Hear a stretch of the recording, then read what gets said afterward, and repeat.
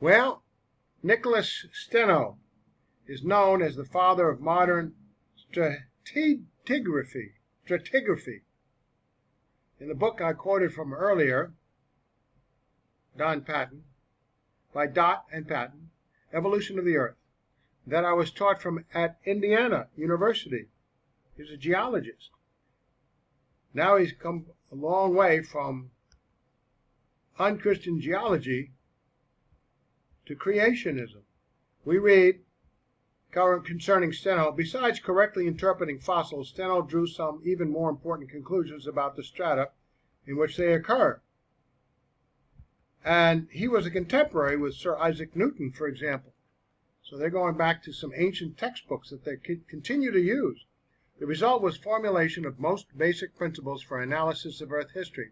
Steno showed great insight.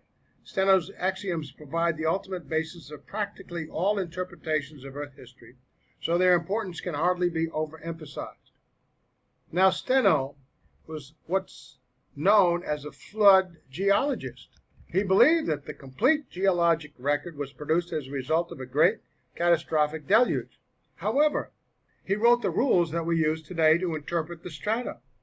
Anyone who studies the stratigraphy has to memorize his 12 axioms. That's the way to interpret it. And he understood it well enough from his perception that he could write the rules 300 years ago that they still use today. Wow. All the scientific advances, and they still use something 300 years ago. And they haven't really added to it. In other words, this concept, which presumes a worldwide flood, explains it fits, it works. A very important book was written almost 30 years ago by Whitcomb and Morris called The Genesis Flood. And I used that book extensively. Building on Steno's work and the work of a number of others, they applied our modern knowledge of geology to this concept of explanation, in other words, of a worldwide flood. John C. McCampbell, who is professor and head of the Department of Geology at the University of Southwestern Louisiana, a well-known geology school, wrote the foreword to this book. He is a uniformitarian evolutionary geologist, and yet very fairly evaluated the ideas suggested in this book. He says, the facts of geology fit this explanation. He said, the authors have provided a very strong case for this as an example for the geologic record, and a very serious challenge to the uniformitarian evolutionary explanation. Another way to say that more bluntly would be that my explanation doesn't work and yours does. Dr. Campbell acknowledges that the facts fit the catastrophic flood view better. Notice that the statement by David Raup, a professor of geology from the University of Chicago and curator of the museum with the largest number of fossils in America, the Field Museum of Natural History, he says contemporary geologists and paleontologists now generally accept catastrophe as a way of life, although they may avoid the word catastrophe. It is almost comical to listen to them avoid that word because it tends to imply the catastrophe of the Bible, catastrophe of the Bible, that they don't like to talk about. Nevertheless, he says that this is the way of life of paleontologists today. He said, the periods of relative quiet contribute only a small part of the record. The days are almost gone when a geologist looks at such a sequence and measures its thickness, estimates the total amount of elapsed time, and then divides one by the other to compute the rate of deposition in centimeters per 1,000 years. The 19th century idea of uniformitarianism and gradualism still exists in popular treatments of geology, in some museum exhibits, and in lower-level textbooks. One can hardly blame the creationists for having the idea that the conventional wisdom in geology is still a non-catastrophic one. David Raup says, likewise, notice a statement by Robert Dott, whom we quoted from earlier, the author of the textbook that I was taught from, in his presidential address to the Society of Economic Paleontologists and Mineralogists. He says, writing in GeoTimes, I hope I have convinced you that the sedimentary record is largely a record of episodic events rather than being uniformly continuous. Now, the term episodic basically means catastrophic. Episodic is just one of these examples, of those examples, as Raup said, to avoid using that term. But we understand what it means, an episodic as opposed to uniformly continuous explanation of the geologic record.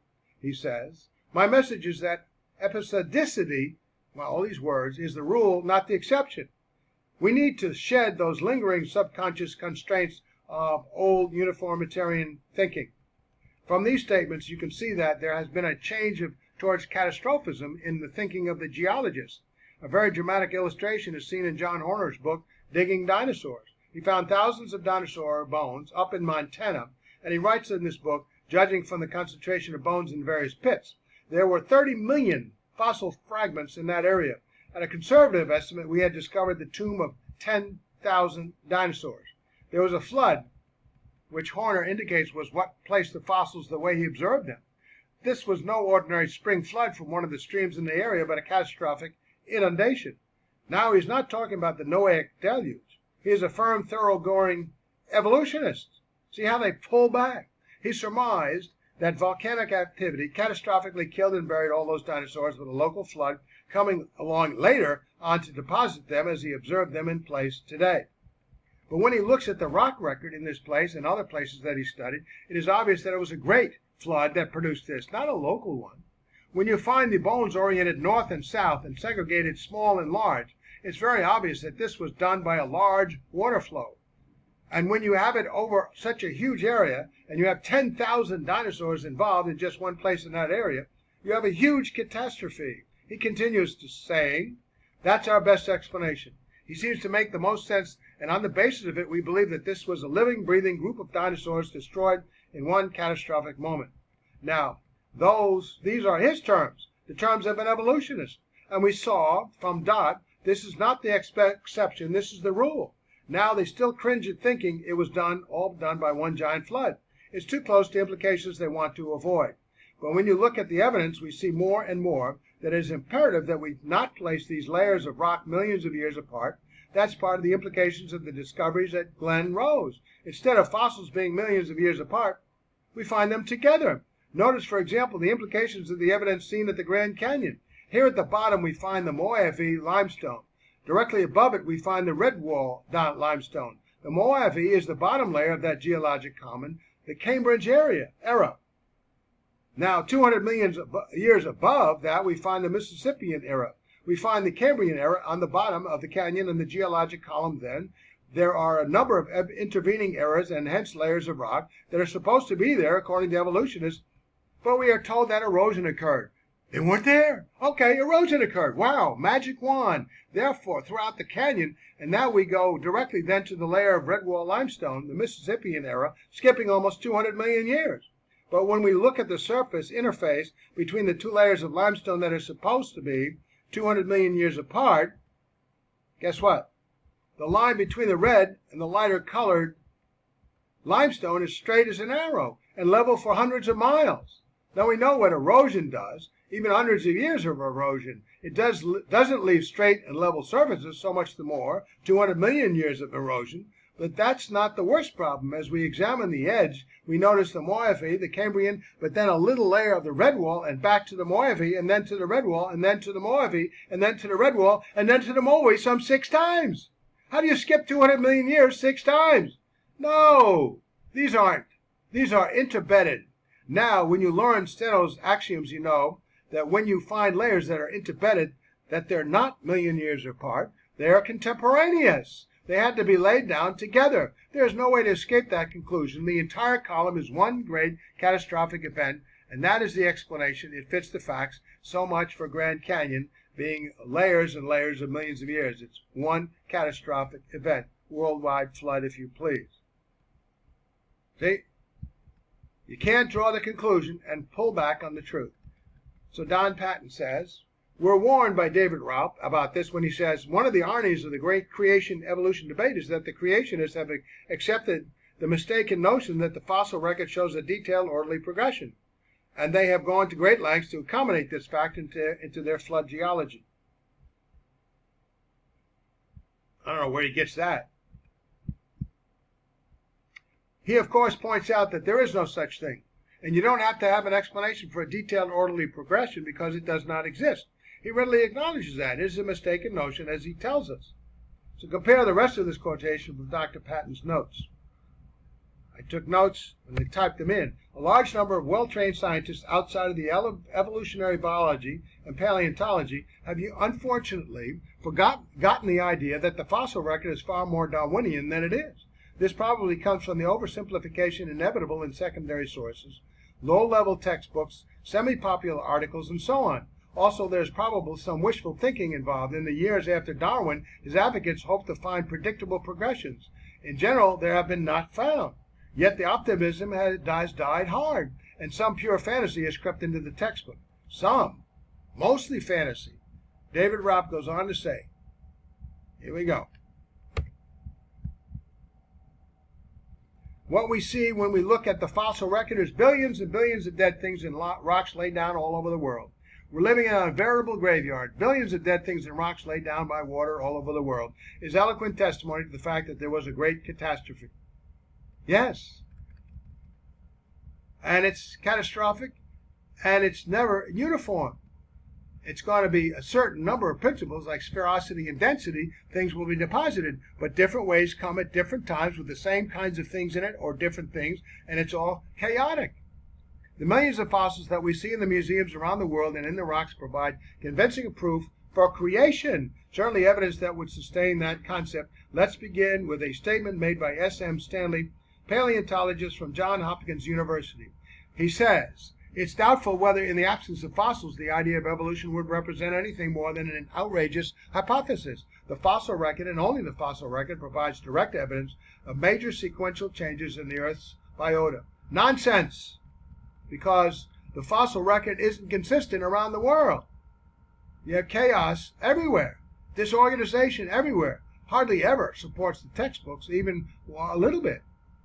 I hope you'll remember the statement that it's just an outrageous hypothesis if you don't have the fossils. I think he's absolutely right. And I think the evolutionists, don't.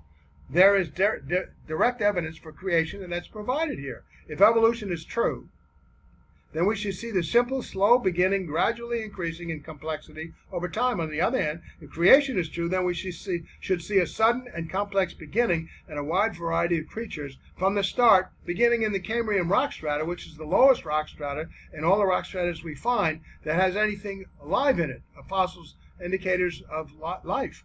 Let's begin as we look at what the facts are with the statement of Stephen Jay Gould, perhaps the best-known paleontologist in the United States today, writing in his recent book, Wonderful Life, published in 1989. He says, "A geological moment near the beginning of the Cambrian."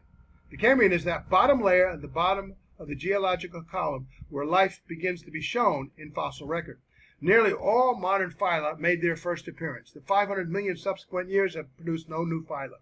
When you get to that point, which is a beginning, an explosion as he calls it in the same article, you have nearly all of the modern main divisions of life forms that we have in biology.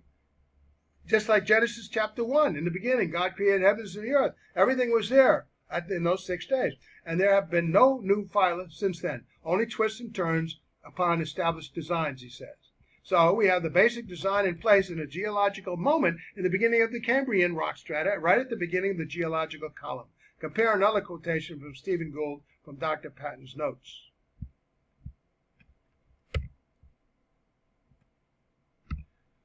One outstanding fact of the fossil record that many of you may not be aware of, that since the so-called Cambrian explosion, during which essentially all the anatomical designs of modern multicellular life made their first appearance in the fossil record, no new phyla of animals have entered the fossil record. Nothing new. Just all began there. So why are they going on evolution? It's absolutely nonsensical. Consider the statement made by Preston and Martin Gleisner, authors of major textbooks in geology, writing in science. They say, ever since Darwin, the geologically abrupt appearance and rapid diversification of early animal life have fascinated biologists and students of Earth history alike. Its abrupt appearance, its rapid diversification, in other words, many different, diverse kinds in the beginning. Here's some more quotations from Dr. Batten's notes. I'm glad I visited that museum. The remarkably complex forms of animals we see today suddenly appeared.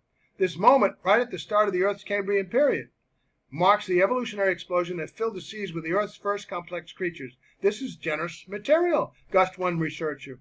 Demonstrates that the large animal phyla of today were present already in the early Cambrian, and that they were as distinct from each other as they are today, a menagerie of claimed cousin sponges, segmented worms, and other invertebrates that would seem vaguely familiar to any scuba diver.